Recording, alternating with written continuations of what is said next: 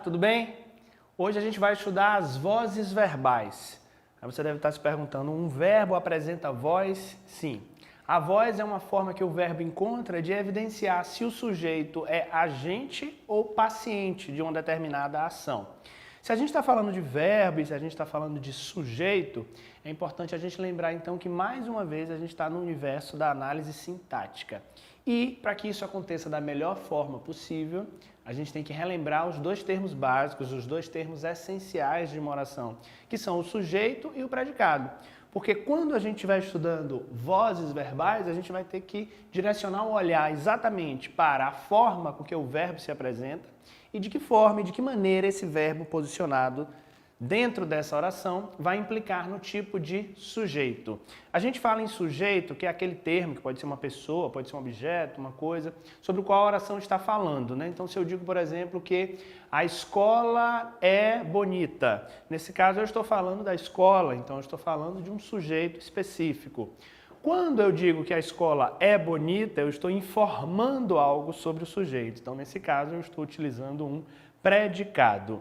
Nesse exemplo que eu acabei de falar para você, a escola é bonita, o verbo ser não indica ação, ou seja, eu digo que esse verbo apresenta certa neutralidade. Os verbos que indicam estado, os verbos que indicam fenômenos da natureza, como por exemplo o verbo chover, numa oração do tipo chove muito no mês de março. Quando eu crio uma frase como essa, o verbo chover também não apresenta para mim nenhuma ideia de ação. Isso significa que determinados verbos na língua portuguesa apresentam neutralidade. E essa neutralidade impede que eu diga se esse sujeito é agente ou paciente. É diferente, por exemplo, quando eu digo o professor trabalha todos os dias. Nesse caso, há uma ação, a ação de trabalhar. E esses verbos que apresentam ação nos possibilitam a estratégia de analisar a função do sujeito e de que forma a posição do verbo e a colocação do verbo influencia na identificação dessa ação.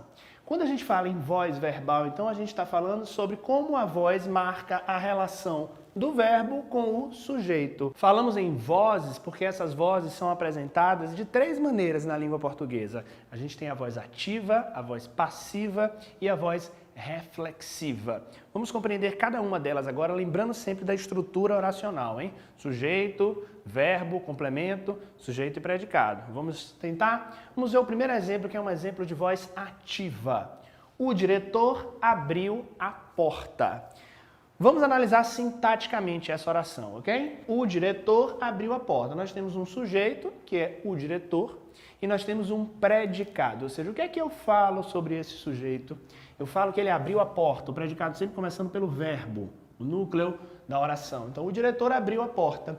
Nesse caso, esse sujeito, ele está executando a ação. Quando isso acontece, a gente diz que o verbo está apresentado na voz ativa. Ou seja, essa voz que marca a relação do verbo com o sujeito está sendo apresentada na voz ativa, porque o sujeito pratica a ação. Esse diretor abriu a porta.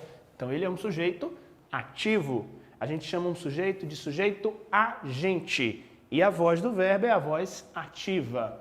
Perceba que quando eu faço uma inversão e eu digo que a porta foi aberta pelo diretor, sintaticamente falando, nós temos um novo sujeito, nós temos a porta. Lembrar que o sujeito não é necessariamente quem pratica a ação.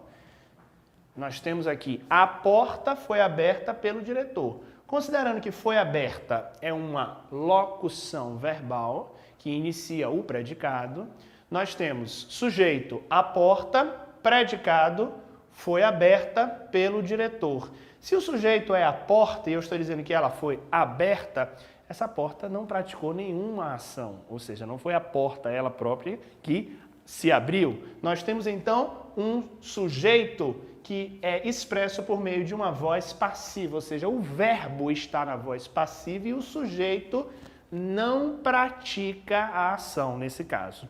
Então eu tenho sujeito à porta, quem pratica a ação na verdade aqui, ó, ele é o diretor. Nesse caso, quando isso acontece, a gente vai ter um elemento sintático novo que é o agente da passiva. Como assim? Como é que existe um agente da passiva? Vamos prestar bem atenção. Se eu estou dizendo a você que a voz marca a relação do verbo com o sujeito, nesse caso, essa locução verbal marca uma relação de caráter passivo, porque a porta não pratica a ação, eu preciso identificar em alguns contextos quem pratica essa ação. Nesse caso, quem pratica a ação é o diretor, que aqui nessa construção era o sujeito, mas aqui ele já ocupa uma outra posição. Vamos analisar essa posição?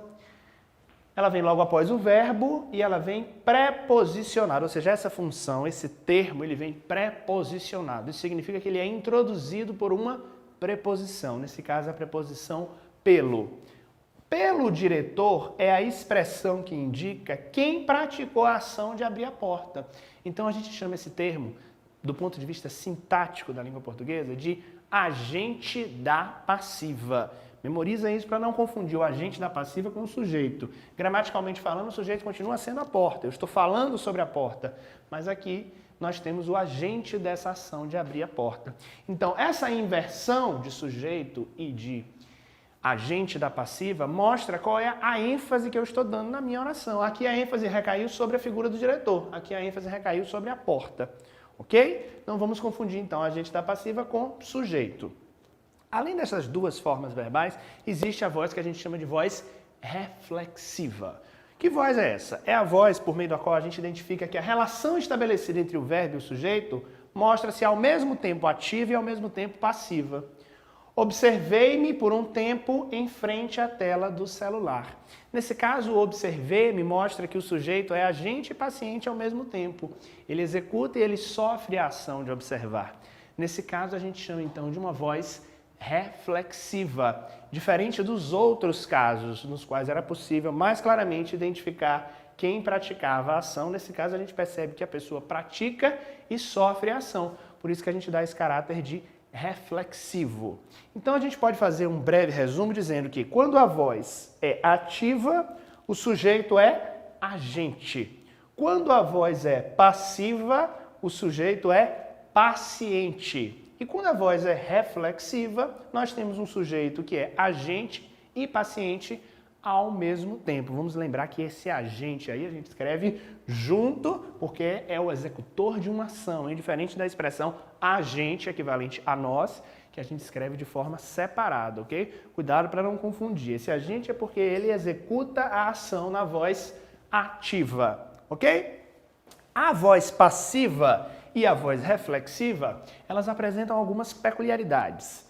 A voz passiva apresenta dois tipos, a voz passiva sintética ou pronominal e a voz passiva analítica.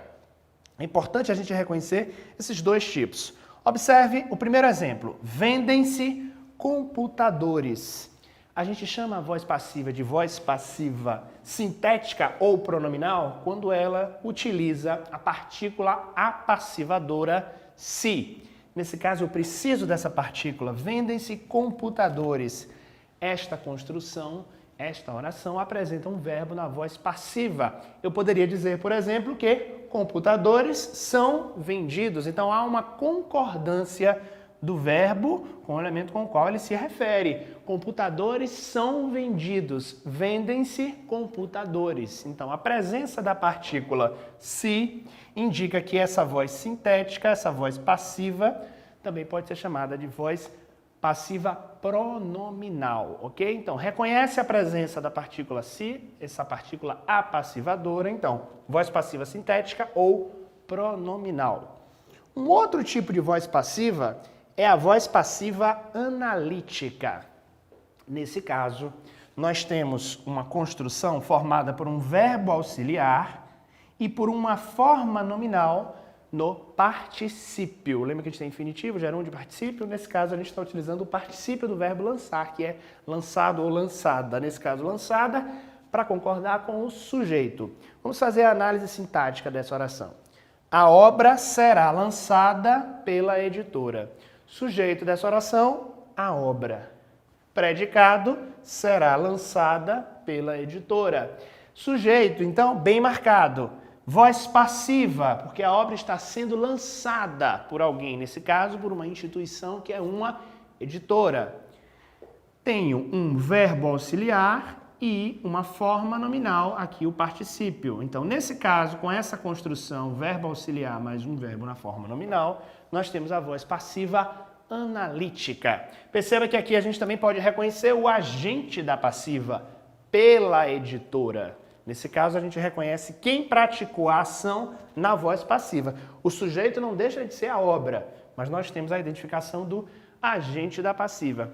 Nos exercícios que a gente costuma fazer na escola, muitas vezes a proposta é que a gente faça a inversão entre voz ativa e voz passiva. Então, deixo essa dica aqui para vocês. Lembrem sempre dessa inversão, porque eu posso colocar, por exemplo, ó, a editora lançou a obra. Nesse caso, eu faço o que a gente chama de transformação da passiva para a ativa.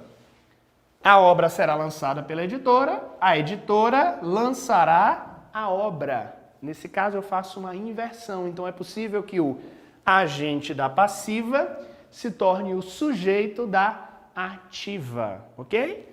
A editora lançará a obra e o sujeito da passiva vira o objeto da ativa, ou seja, o complemento do verbo. Essa inversão é interessante e nos ajuda a construir sentenças nas quais a ênfase vai recair de acordo com a sua escolha. Por exemplo, nesse caso, eu quis enfatizar a obra. A obra será lançada pela editora. Se eu quisesse dar ênfase à editora, eu colocaria essa construção na voz ativa. A editora lançará a obra. A escolha de ativa e passiva, então, implica num recurso estilístico. Depende sobre qual elemento da oração você quer que a ênfase seja recaída. Preste atenção.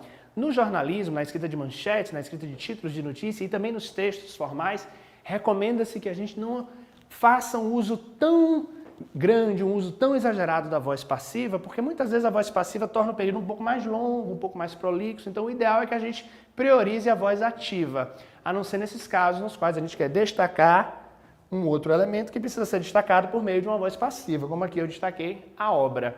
Lembrando também que às vezes esse complemento, esse agente da passiva, pode ser confundido com uma adjunta adverbial. Se eu digo, por exemplo, o músico é reconhecido pelos fãs. Nesse caso, pelos fãs é o agente da passiva, porque eu posso dizer os fãs reconheceram o músico. Agora, se eu digo o músico é reconhecido pelas suas canções, eu não posso dizer que canções é o agente da passiva. Nesse caso, é uma adjunta adverbial de causa, que justifica por que o músico é conhecido. Então, toma cuidado para não confundir. Por fim, nós temos dois tipos de voz reflexiva.